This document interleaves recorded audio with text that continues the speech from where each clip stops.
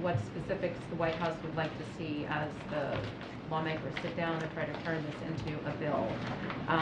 Specifics on what you want regarding access to juvenile records, red flag laws, and redefining which gun sellers now have to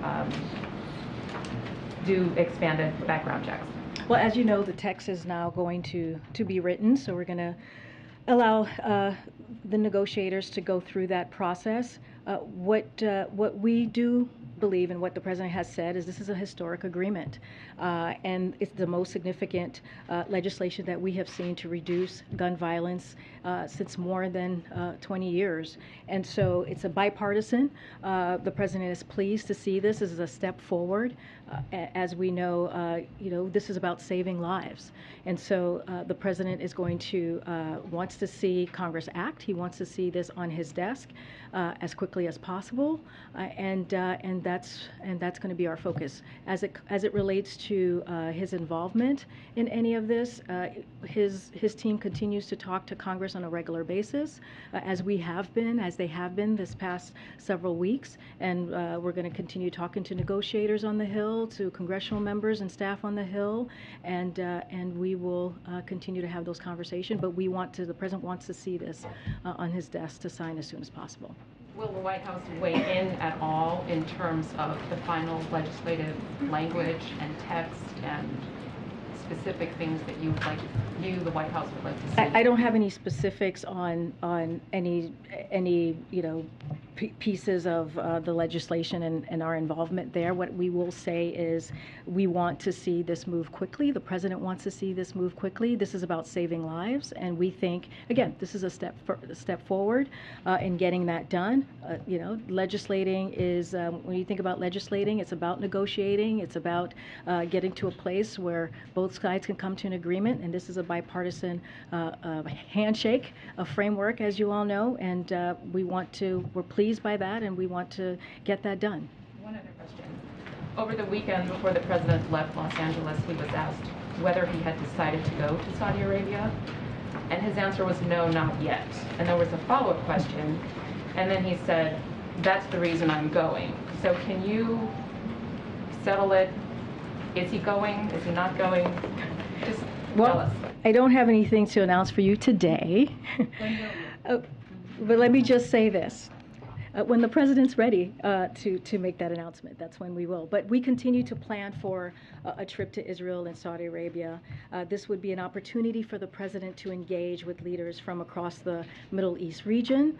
Again, I don't have anything to announce for you today. If you think about the focus, what the focus would be and the agenda, it's on delivering results for the American people. That is what the president, when he has these leader conversation, that is the number one priority, those strategic partnership with those leaders and making sure that it indeed delivers for the American people. And so in this particular case, if this were to happen, or when we are ready to announce, if and when we are ready to announce, it would be about diplomacy, leading to diplomacy to bring stability to the Middle East region, which he has talked about himself.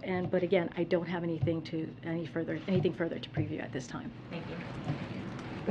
Thanks, Karine. Last week you said that when the president met with the parents in Uvalde, they told him they just wanted to see some action, that they wanted to see Congress can, quote, put their politics aside and come in a bipartisan way and deliver something. Does this agreement that was announced yesterday deliver on what those parents in Uvalde were telling the president that they wanted to see? Well, let me just make clear. What he heard, and all of you may have heard from the folks in the community as well, is to do something. And so the president has called on Congress to do something. They are doing something. Now, does this framework has everything that the president wants, or that everything that the president has called for? It does not. And the president's going to continue to fight for the renew our ban on assault weapons, for making sure that we confirm Steve Dettelbach to lead ATF, right, which is something that we believe is going to happen. And so expanding background checks to keep guns out of the hands of criminals. So there are things that he wants to continue to see done. But you know, again, this is about saving lives, and this is what's important right now, and this is a step towards that direction. You said repeatedly now for several weeks that the president was going to give lawmakers time and space. Mm-hmm. And in the statement he said yesterday, as you just said, that it didn't do everything that he thinks is needed. If he had gotten involved, is there something now where we are at this point in the conversation and negotiations? If he had gotten off the sidelines, is there one thing that could have ended up in the agreement that he would have liked to? So I disagree with the framing of that question. The president has been involved. He has been involved since, I would say, day one of his administration, the first couple of days that he's walked into his administration. And what I mean by that is the executive actions that he took very early on, and the most executive actions than any president at this time of his presidency when it comes to dealing with a public health epidemic, which is gun violence. And so he put that forward. He did everything at the time that he can from his perch and making sure that we deal with this epidemic. He has said if there's anything more he can do on the executive action side, he will take a look. His team will take a look. He's talked about it, most recently State of the Union, and also the first joint address. So he has been vocal. He has been talking about this. He also did a primetime delivery to the American people that you all know that was about almost 2 weeks ago. So he has been involved, and to say that he is not, he hasn't been, is just not true. Next. I'm sorry? I meant in the negotiations with this. But no, but more broadly, he has been involved, and he had Chris Murphy here just last week to get a download on the negotiations from him directly, and I think that shows involvement, and that shows him wanting to make sure that we push this forward. Go. Thanks, Karine. On Saudi Arabia, briefly, just to circle back on Darlene's question, the president seemed to say over the weekend that his trip would not focus on energy. You said just now that any trip to the region will focus on delivering results for the American people. If that's the case, why not make energy a major topic of the trip, considering gas prices are such a big part of what... Let me first say, there's no trip to announce at this point. I'm just saying that there's nothing to preview for you at this time, but I'll say this. You know, to view engagement with Saudi Arabia on energy security as asking for oil is simply wrong, and a misunderstanding of both the complexity of that issue and our multifaceted discussions with the Saudis. That said, Saudi Arabia is the chair, as you know, of OPEC Plus, and its largest exporter. Of course, we discuss energy with Saudi government as we do with oil producers around the world, and we welcome its leadership in achieving a consensus amongst the group members last week. Just briefly on Afghanistan, if you could, nearly half of Afghans are starving or don't have enough food. Is the administration considering doing more to send direct aid to Afghanistan, not just the United Nations, even if that means recognizing the Taliban? I don't have anything further on what else we might be doing as aid to the people of Afghanistan. As you know, we have announced humanitarian aid that go directly to the people and not to the government. But I don't have anything further to share on that. Okay. Are you sort of in a rock and a hard place position here? If the president were to go to Saudi Arabia, would you not see a benefit in embracing the idea that with gas prices at record levels, of course you would speak to the kingdom and its role in OPEC Plus in trying to increase supply? So why not embrace that? Because if you're going to go to Saudi Arabia, wouldn't that be a benefit for the president to try to deliver on that, even though there are some political downsides to doing that domestically as well? Well, I think what we're trying to say is that there are more complexities to that issue, and it's multifaceted discussions with Saudi Arabia, and it is an array of agenda that we would potentially be talking about. Look, I want to be careful because we don't have a trip to preview for you at this time. But I also, you know, as I said, Saudi Arabia is the chair of OPEC, and it's the largest exporter. So we talk to them like we do with any other oil producers around the world. So there's no difference there. But again, I don't want to go into specifics. Just on the surface, understanding no trip has been announced yet. We'll get there when we get there. But the idea that the president would engage with Saudi and not talk about oil production and gas prices when Americans are at the highest level they've been in a long time just doesn't make sense to me. It would seem the White House would embrace that as one of the many complex issues you would deal with Saudi Arabia. And we've all been covering Saudi Arabia's relationship, which has been fraught on many levels with the United States for a long time. So we know there are many issues. Yeah. But you're not avoiding saying he's going to be dealing with. What I did say is, of course, he will be. They will discuss energy with the Saudi government. I think what I'm trying to say is to look at this trip as it being only about oil is not. It would be simply wrong to do that. So we just wanted to be very clear on that regard. Okay. Thanks, Karine. President Biden once bragged about the stock market hitting record after record after record on my watch. How about now? Meaning the stock market. All the gains from President Biden's time in office have been wiped out. So, as you know, we're watching closely. We know families are concerned about inflation in the stock market. That is something that the president is really aware of. And so, look, we face global challenges. We've talked about this. We're not the only country dealing with what we're seeing at the moment as it relates to inflation. You know, Putin's price hike, inflation, coming out of a once in a generation global pandemic. All of those things play a factor. And but the way that we see this is that the American people are well positioned to face these challenges because of the economic historic gains that we have made under this president in the last 16 months. Okay, so as you say that Americans are well positioned to weather this stock market decline, what is the president's message to somebody who might want to retire but their 401k is getting wiped out? So we know that higher prices are having a real effect on people's lives. We get that, and we are incredibly focused on doing everything that we can to make sure that the economy is working for every American people. But we are coming out of the strongest job market in American history, and that matters. And that a lot of that is thanks to the American Rescue Plan, which only Democrats voted for that. Republicans did not, and it led to this economic boom, this historic economic boom that we're seeing with jobs. Didn't it also lead to historic inflation? No, that is not how we're seeing the American Rescue Plan.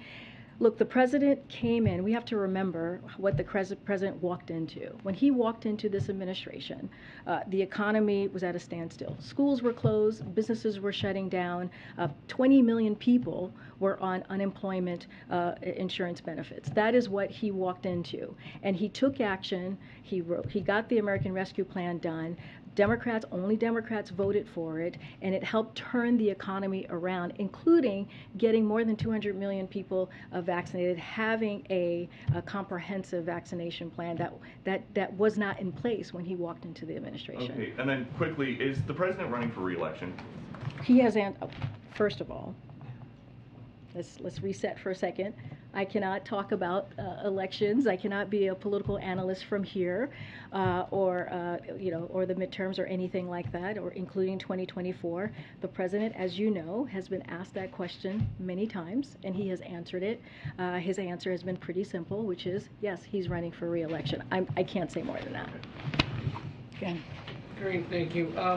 Back on the discussions about the gun framework, you said he spoke with Senator Murphy. You say negotiators continue to talk to people here at the White House. Has the president himself spoken with any of the Republicans engaged in the negotiations? I hear the question. I don't have any calls to preview or read out to you at this time.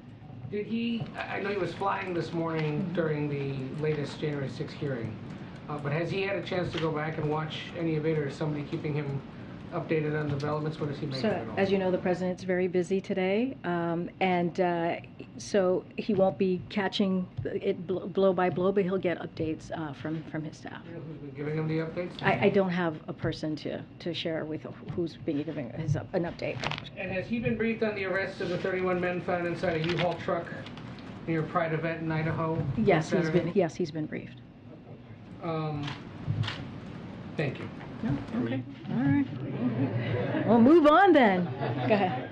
I wanted to switch gears to Brexit for a moment. Britain, I guess, Boris Johnson's party published today plans to override some of the post-Brexit trade rules for Northern Ireland. I know Blinken told Foreign Secretary Truss that to continue good faith negotiations with the EU to reach a solution that preserves the Belfast Good Friday Agreement. But I know that Boris Johnson characterized the changes as relatively trivial, and I wanted to know if the White House agreed with that. So the U.S. priority remains protecting the gains of the Belfast Good Friday Agreement and preserving peace, stability, and prosperity for the people of Northern Ireland.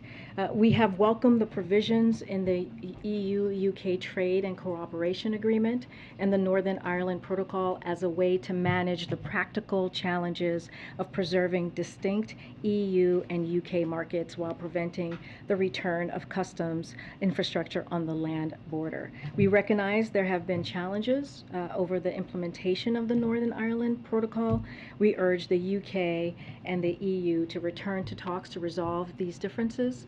We support a strong and close EU-UK partnership. Transatlantic peace, security, and prosperity are best served by a strong UK, a strong EU, and the closest possible relationship between the two. Thank you. And if I could just follow up quickly, will this become an impediment to the U.S.-UK trade dialogue talks in Boston, or a potential future U.S.-UK trade deal? No, I don't believe it will be. Go ahead. Back on the Saudi issue for a second, does President Biden believe that Crown Prince Mohammed bin Salman was responsible for Jamal Khashoggi's I mean, death? we've spoken to this before. I think he was asked this question directly recently last week. Look, the president is focused on getting things done for the American people. That is engagement, leader-to-leader engagement around the world. He takes that very seriously, and he takes delivering for the American people very seriously. If he determines that the interests of the United States to engage with a foreign leader and that such an engagement can deliver results, then he'll do so. And so, as you have heard us say, Saudi Arabia has been a partner to the United States for more than 80 years, an important partner on a host of initiatives that we are working on both in the region and around the world. On the question that I asked, though, does he believe that MBS was responsible for Khashoggi's death? So we issued when the president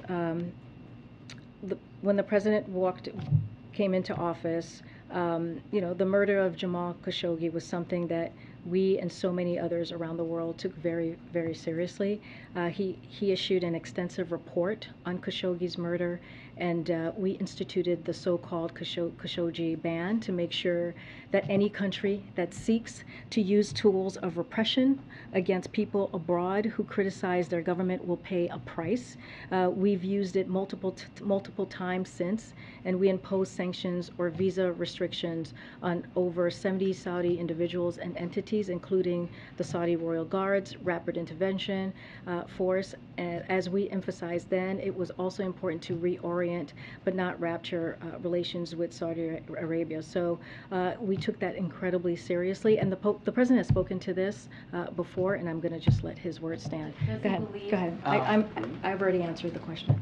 Go ahead. Regarding all the trapped agriculture exports in Ukraine, there's been some reporting that there was a cable sent from the Biden administration kind of warning African nations to not buy grain from Russia under the pretenses that it may be stolen from Ukraine.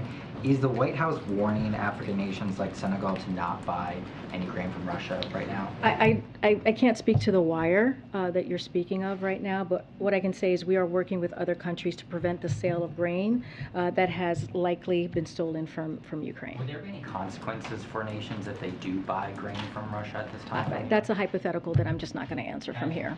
Sure. Recently, the family of Ahmad Sharji told CBS he's an American-Iranian citizen who's detained in Iran 4 years ago.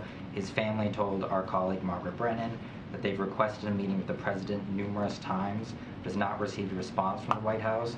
Their latest request was a couple weeks ago. They also haven't received a request from the State Department. Is there any update on when this meeting may take place? I don't have an update for you. I'm happy to check with the team. That is also a question for State Department as they handle those types of engagement situations. As you know, the President is committed to bringing home U.S. nationals that are being held abroad, and that is a commitment that he has made to the American people. Does the President think the Fed is running the risk of hiking rates too quickly as it tries to tame inflation? There are some reports suggesting that there's going to be a larger rate hike than we expected on Wednesday. The President believes, as you heard from him directly multiple times, and even in his op-ed most recently, that the Federal Reserve needs to have their independence, and he wants to give them their space to make their own decision, monetary decision, on how to deal with inflation. They have made that, the Fed has made that a priority, and so that is what the President believes, and I'll leave it as that. Just one more follow-up question. The U.S. Ambassador to Beijing, Nick Burns, said over the weekend that the U.S.-China relationship is at its lowest moment since 1972, given the aggressive comments by China's defense minister on Taiwan. Is the President have any plans to speak with President Xi Jinping? So let me just say this, since you asked a question about China. The National Security Advisor, Jake Sullivan, met today with Chinese Communist Party Marlboro member and director of the Office of the Foreign Affairs Commission in Luxembourg. The meeting was about 4.5 hours long. This meeting, which followed their May 18th phone call, included candid, substantive, and productive discussion of a number of regional and global security issues, as well as key issues in U.S.-China relations. Sullivan understood the importance of maintaining open lines of communication to manage competition between our two countries. To your question on a POTUS-Xi meeting, Nancy, interactions are planned at a range of officials across the U.S. government, but nothing to announce on POTUS-Xi meeting at this time. As you know, they last talked on the phone, as I just mentioned, on March 18th. We will continue to maintain open lines of communication with China. But what about even just a phone call, not even? I don't have anything to preview at this time. I mean, just building on Nancy, does the President want to talk to Xi Jinping by the end of the year? I just don't have anything to preview. As you know, and I said this moments ago, leader-to-leader conversations and communication is important to the President as we deal with important issues across the globe. I just don't have anything for you right now. On Roe versus Wade, when the President was in California, he spoke to Jimmy Kimmel, and he said that there were some executive orders under consideration if Roe v. Wade was overturned. Can you share a little bit about what is being considered? We don't have anything to preview at this time. Yes, I remember I was there. I remember the President saying that. We just don't have anything to share at this moment. Specific areas where the administration feels the it team, has some space? The team is looking into it. We just don't have anything for you at this time. Just one more. At the Summit of the Americas, the Argentine President, Alberto Fernandez, he invited Biden to speak at the next plenary of CELAC, where he's the pro tem president. Is that an invitation that the President is considering? We don't have anything to preview or announce at this time. Hey, Karine, I had a question about China and tariffs. With inflation still an issue, there's been some pressure on President Biden to lift some of the tariffs on China, but it's also meeting some resistance from union members as he heads tomorrow to the AFL-CIO. what does he want to see done as it relates to China So, and tariffs? as you know, the president has asked his team to look at that particular issue. He will make a decision on that. I don't want to get ahead of it, so that is going to be for the president to speak to when he's ready. And what's the time frame? I don't have a time frame. And just to follow up on MBS, I heard you mention the report, but does the president believe that MBS is responsible for Khashoggi's death? I didn't hear you sort of engage with that part of the question. I mean, the president has talked about that. I've been asked about comments that he's made during the campaign. He stands by those comments. What I'm trying to say is that, the president said this last week. He's not going to change his view on human rights, and he'll be quoting him right now. But as president of the United States, my job is to bring peace if I can, and that's what I'm going to try to do. And that's how he answered the question when he was. It's a generalized statement. I mean, this is a very specific question about what he believes. Look, we put measures in place. We put out a report last year on that particular, the serious nature of what happened, and we take that very, very seriously. The president has spoken to it himself, and I'm going to leave his words as he has said himself. Leave his words stand. Okay. Thanks, Karine. I want to follow first on the Chinese goods and tariffs question. How quickly does the White House anticipate it would take for Americans to feel the effects on the price of goods if it lifts tariffs on some of these products? I mean, the president hasn't made a decision on that, so that's a hypothetical that I actually can't answer. Does the White House feel that it would have a significant effect on inflation? Again, I mean, that is a decision that is going to be put together and by his team, and the president's going to make a decision. That's a hypothetical I literally cannot answer. And one last thing on the January 6th hearings. Based on the evidence that lawmakers have presented so far, does the president believe that Attorney General Merrick Garland should prosecute former President Donald Trump? Look, the president has said this before in voicing his support for the vital work of the bipartisan January 6th Select Committee. And as Kevin McCarthy said just days after the attack, we cannot sweep this under the rug. We agree all Americans should watch and remember the horrors of one of the darkest days in our history. But this is up to the Department of Justice. This is the Department of Justice, and the president has been very clear. Department of Justice is independent. The president chose Attorney General Garland because of his loyalty to the law and our Constitution, and to restore the independence and integrity of the Justice Department. And that's exactly what the Attorney General is doing. So we leave it up to the Department of Justice. Has the president spoken to Senator Schumer since the agreement on guns was reached? I don't have a call to read out for you. And on the arrests in Idaho over the weekend, what was the president's reaction when he was briefed? And what, if anything, has the administration done in response? So that's still under investigation. I can't speak to that from here. Go to some people I haven't gone to. No one up here. Okay. Go ahead. Thanks, Karine. A question on gas prices. They hit an average of over $5 this weekend. So I was wondering, is the administration reconsidering the idea of a federal gas tax holiday, and what other things are you guys thinking about around the table? So, don't have anything new for you. We don't have anything new for you to announce on gas prices or the gas tax.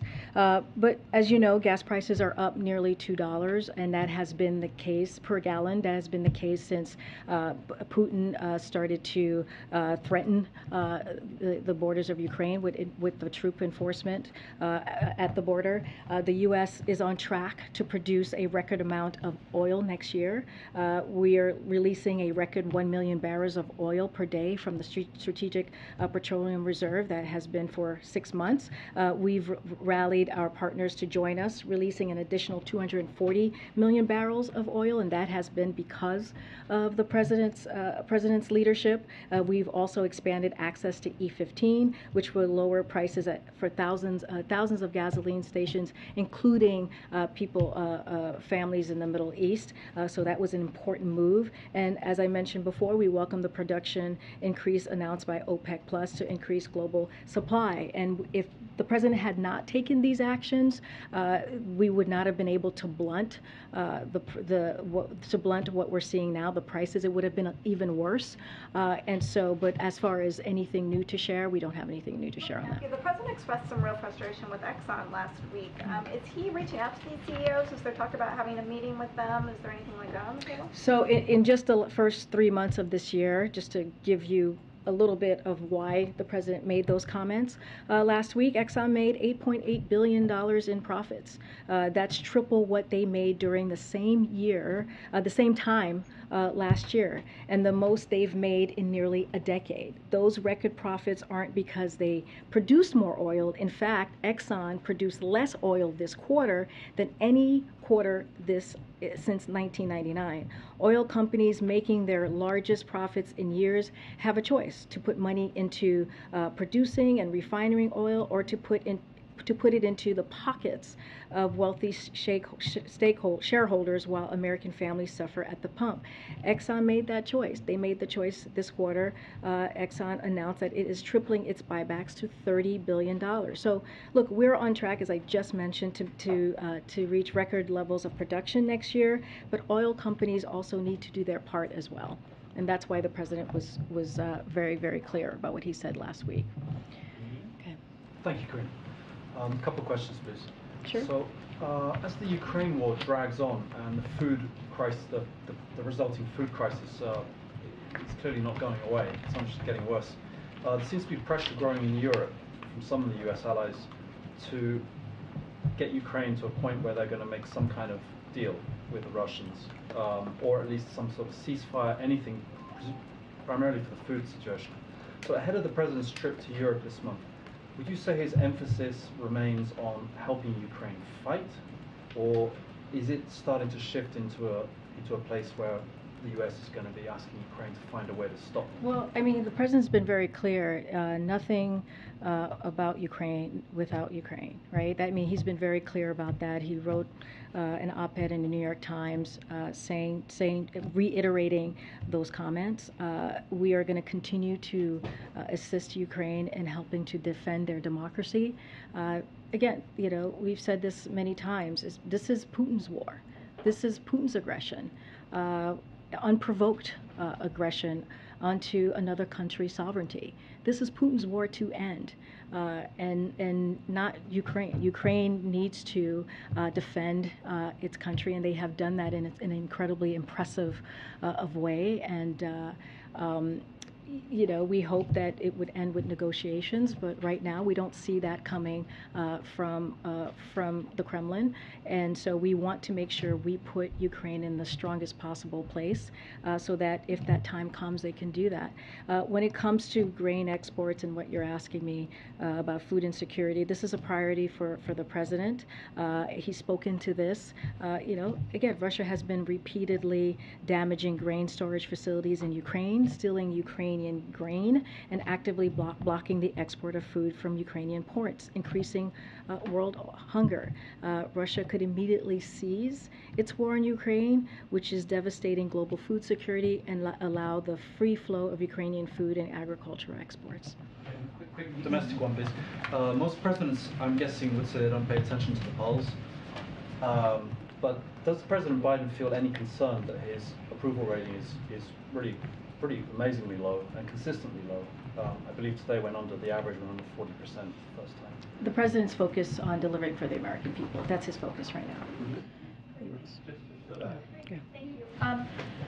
Inflation has been above 5% for an entire year now. Why did the president wait until almost December to decide who would be leading the Federal Reserve?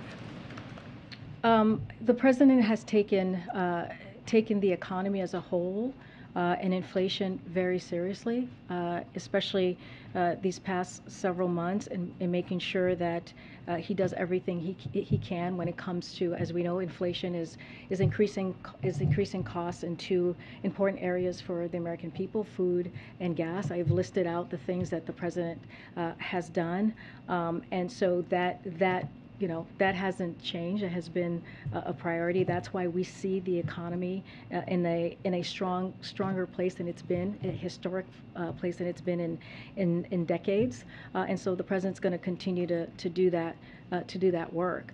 We do have a Federal Reserve, the chair and others in place. We're going to leave that and make sure that they're independent, leave the work to them. They have the strongest tools in dealing with inflation. They have made this a priority, and so we're going to leave it to them. All right, go ahead. I'm going to move on. Go ahead. Thank you, Karine. Over the weekend, a crisis pregnancy center in Oregon was firebombed. That's the fourth one so far.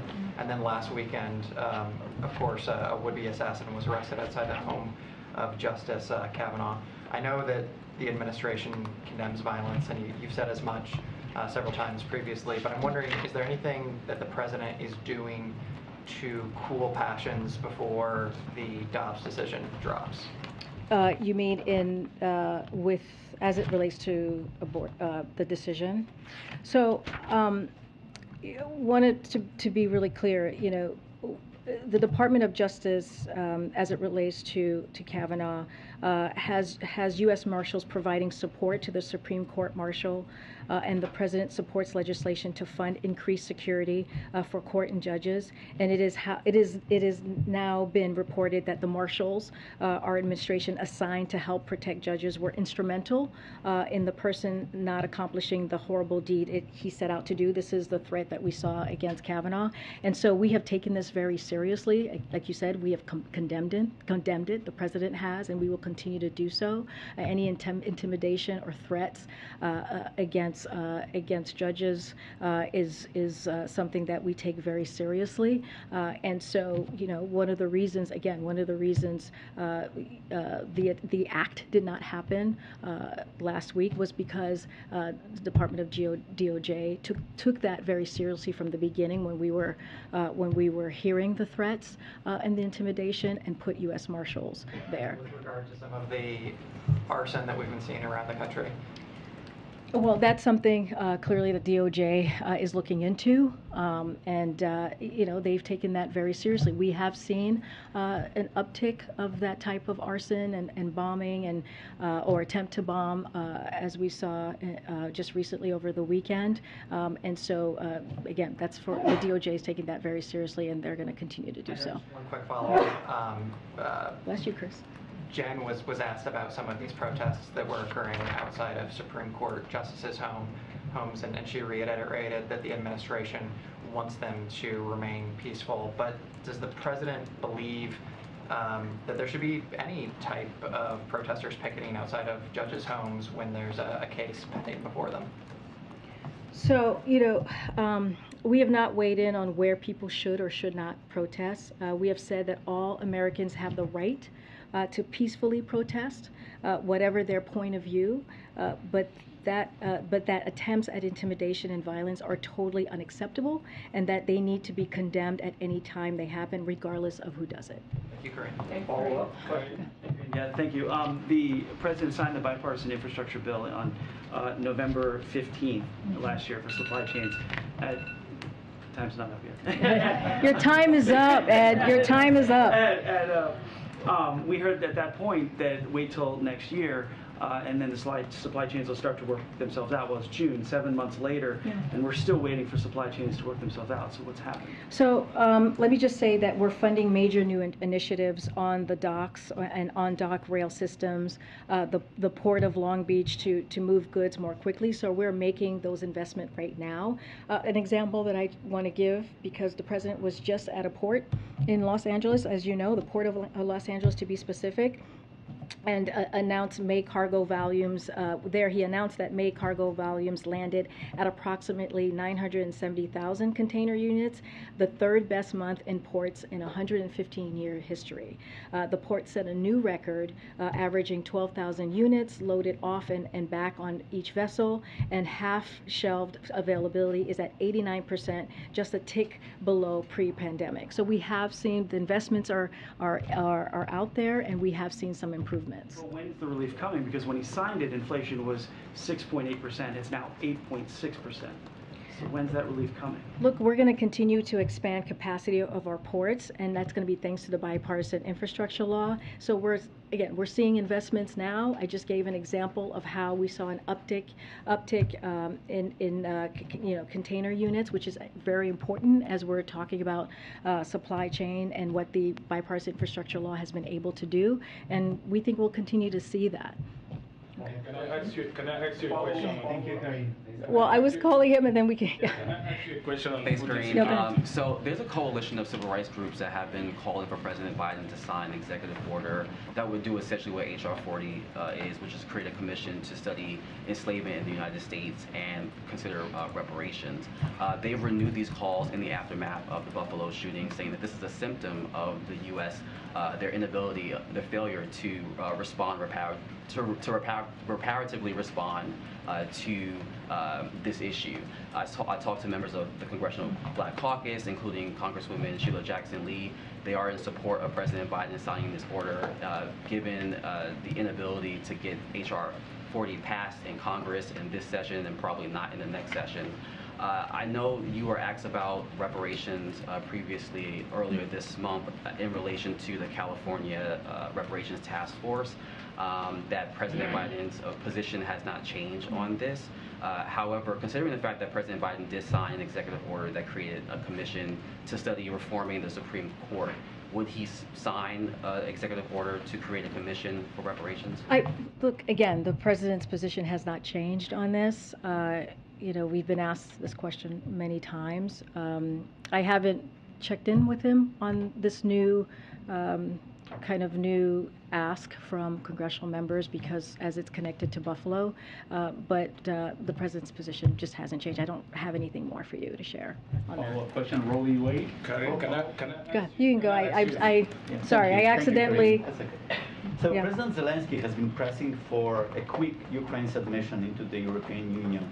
Does the President Biden support granting Ukraine accelerated path to the EU? Well, that's not up to us. We're not part of the EU, the European Union. That is something that the members have to decide. We're not going to inject ourselves in something that we just don't belong to. One more, please. Yeah, so sure. Ukrainian officials warned that without a rapid increase in military assistance, Ukraine faces a defeat in a crucial region of Donbas. Is President Biden willing to respond to those demands? And is President satisfied with military assistance for Ukraine from U.S. allies in Europe, especially France and Germany?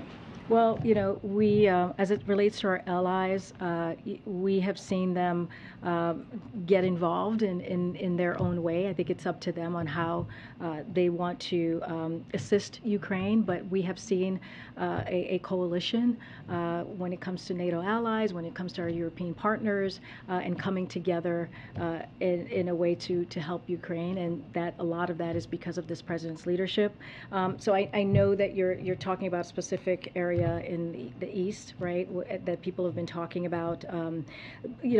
I don't want to speculate with hypotheticals on what might happen there.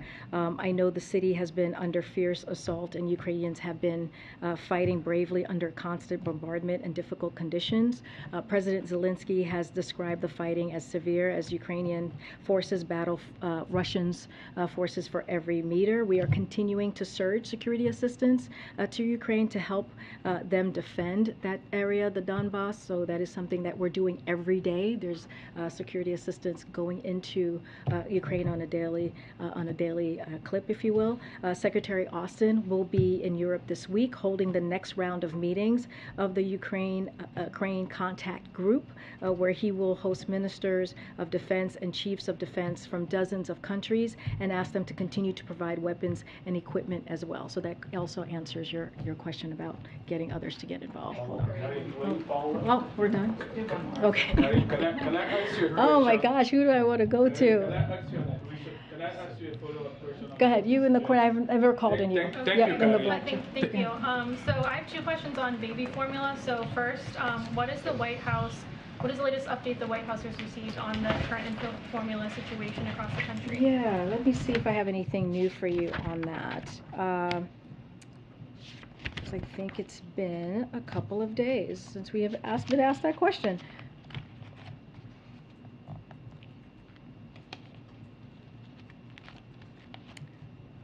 Okay. I don't have anything new. I know we made some announcements last week. I just don't have them in front of me. But if you want to come back and we'll talk through the things that we have been able to do in the past, the most recent activities that we've done. And the second question, so House Appropriations Chairwoman Rosa DeLauro sent a letter to the HHS Inspector General asking the FDA asking the Inspector General to investigate the FDA's recent policy to use enforcement discretion for certain importation of infant formula.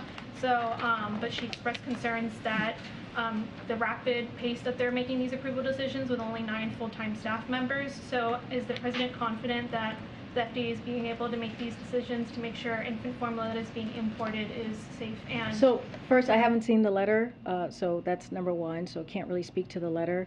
If you're asking me if the President has confidence in the FDA, he does. Okay. Thanks, everybody. Karine, do you still allow African questions in this briefing room?